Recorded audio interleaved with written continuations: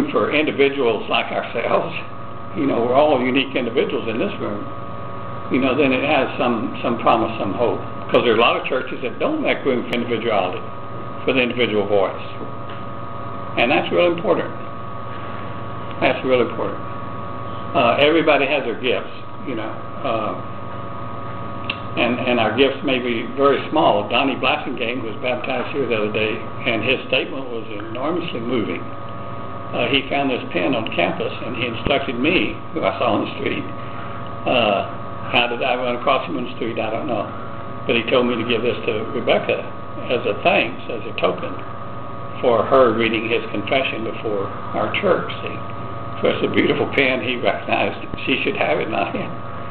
So that's one of my missions this morning, is to pass this gift on from Donnie to Rebecca. But anyway, this was a lot of fun, and this is an unusual class. I had an aunt, my mother's first cousin. I always called her Aunt Jewel. She was head of the English department at Abilene Christian, and her summer camp was a church camp, but it was the least churchy of any camp I've ever been to. And we made art all the time like this. We made huge bas-relief clay maps of Palestine, for instance. I got to know all those mountains and river valleys intimately.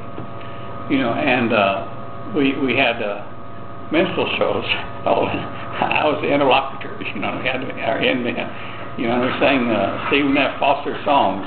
So he's making a little bit of a comeback now because of his famous song "Hard Times Come No More." There's a few people undergoing hard times out there, so the folk singers have picked up.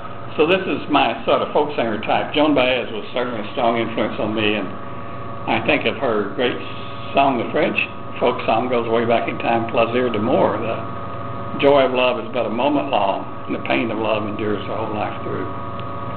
So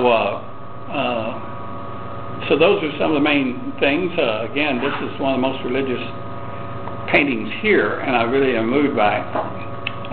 Who's that under the table? Washing his feet. She's washing his feet. Who washed? Oh, that's the lady that bathes his hair, bathes his feet. Often identified with Mary Magdalene. So this isn't the Last Supper, because that was early. It's, at dinner, women crawl under the table and wash their feet with their hair. It doesn't happen at my house. She waits the oil.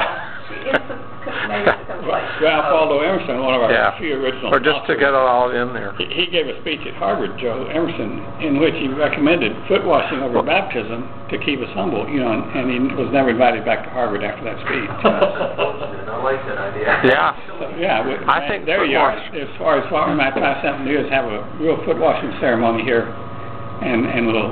We did on Good Friday. Yeah. We had John Shout and his wife over to supper one night, and we washed each other's feet, and he said that changed his life, So he moved to California, lives on a mountain overlooking the sea, got divorced. Had not been at an elite school, but had been talking to working people. Maybe his humility would make more sense to people. Yeah. Maybe he wasn't as philosophical as he wanted to be.